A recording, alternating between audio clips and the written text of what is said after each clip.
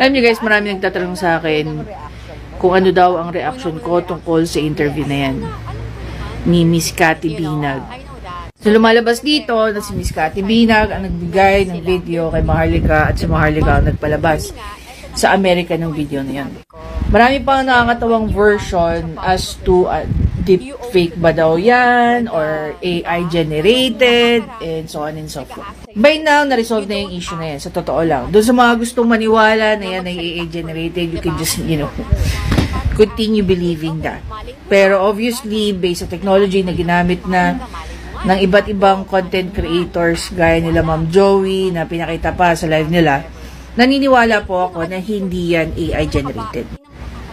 Alam nyo, in a nutshell guys, kung papanorin yung mabuti at i-compare nyo ang isang AI generated, doon sa mga taong mahilig manood ng kahit anong movie or video, very smooth naman yung galawan doon ni BBM. Pag AI generated yan, makikita mo may parang mga lapses ng movement. So after ipakita yung video, hindi pa nagsasalita, ayaw pa rin. Marami pa rin ang hindi naniniwala. Fine, wala naman tayo kailangan ipatunayan sa mga tao. So nilabas ulit ni Maharlika ang isa sa mga alas niya, which is si Cathy Binag. Uulitin ko guys, no. Itong si Maharlika. Whether or not you will agree with me, kinakasangkapan lang nila si Maharlika. Kumbaga, finifeed lang na maraming tao si Maharlika at si Maharlika lang ang bumubuga sa taong bayan. So ngayon, nilabas niya yung informant niya. AKA, another puting ahas. Imagine niyo, no? Hanggang ngayon, merong puting ahas si Maharlika sa loob ng Malacanang.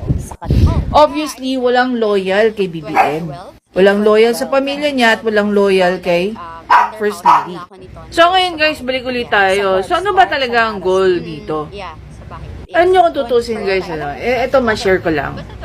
When I was in college, we need to render 1,000 hours na OJT. So sa OJT namin, one of the centers na kailangan namin puntahan is yung mga rehab. Yung mga rehab na pinupuntahan namin, guys, hindi putyo-putyo. Rehab na mayayaman yun. Wherein, yung mga tao na sabihin na admit doon sa rehab na yon, yung mga users ng coke, heroin, shabu, walang marijuana. But again, majority ng mga tao doon is mga coke users. Yung panahon ng kampanya, nakikita ko yung mannerism ni BBM. For once in my life, sobrang dininay ko na he is a drug user. Kasi kung ano yung nakikita ko sa kanya, yun din yung nakikita ko sa mga naging pasyente or kliyente namin sa loob ng rehab. Noong una wala akong pakialam kung siya man ay, alam mo yun, kung makonfirm man one day na siya ay isang drug user. Para sa akin, binoto ko siya kasi naniniwala ko na magkakaroon ng continuity, na magiging magaling siyang presidente dahil yun ang sinasabi ng mga loyalistang matatanda eh. Magagaling ang mga Marcos when it comes to leadership. So obviously, hindi yun totoo by now. Unfortunately, marami nang naglalabasan tungkol sa paggamit ni BBM ng droga. Andiyan na yung lumabas si Sir Jonathan Morales, lumabas na yung video, tapos ngayon si Cathy Binag. Siyempre, hindi naman natin pwedeng i-ignore yung fact na merong mga mannerism si BBM na pwedeng magkaroon ng koneksyon sa isang tao na naging drug user. Ngayon, kung pagsasama-samahin ko lahat ng information na yan, at tatanungin niyo ako, kung naniniwala ba ako na si BBM ay naging drug user or drug user, yes. Yes, yes, yes. Alam nyo, isa pa nga sa actually nakakatawang kwento dyan. Diba? Nung panahon ng hearing tungkol dyan sa PDEA leaks, ano yung naging tanong ni Senator Chis Escudero? Bakit nung nagpa-drug test daw si BBM, but very specific na cocaine? Samantalang yung ibang mga nagpa-drug test, lahat ng substance pinadrug test. Pero si BBM, cocaine lang. Tapos, ang nakakatawang part dito, yung pagiging drug addict nga daw ni BBM, ay addiction niya sa cocaine. So ngayon ganito na lang kasi, simplify na lang natin guys, no? For the sake of argument siguro.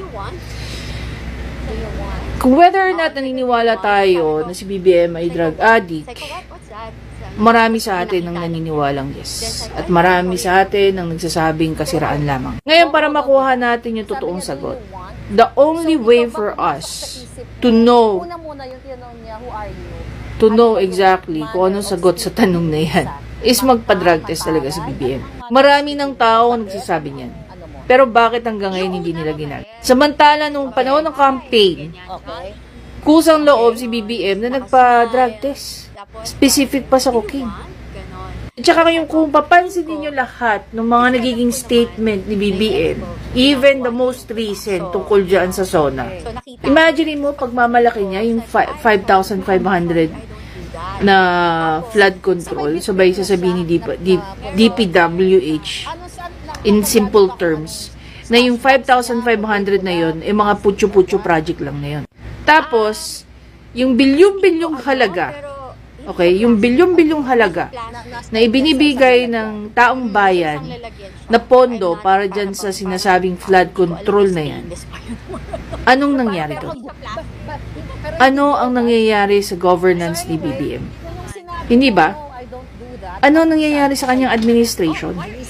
Para ipagmalaki mo ang isang bagay na hindi naman naramdaman ng taong bayan, sabay sasabihin ng sekretary mo sa DPWH, wala kayong pondo. Kung nasa matinukang pag-iisip, yan ang mga bagay na hindi mo kayang ipagmalaki. Dahil sigurado yan, masisilipan kayo ng mga tao. Ngayon, tinatanong na ng mga senador, nasa ng pera na ibinigay nila sa inyo? Yung bilyong-bilyong halaga. Yung mga putyo-putyo bang pinagmamalaki nyo, yan yung halaga ng bilyong-bilyon?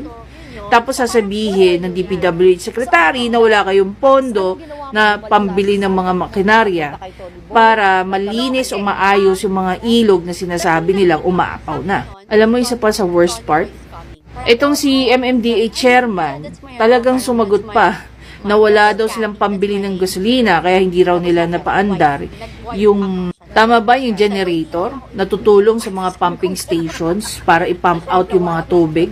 Wala ka bang pera, MMDA chairman, na pwede, para lang sa kaligtasan ng nakakarami?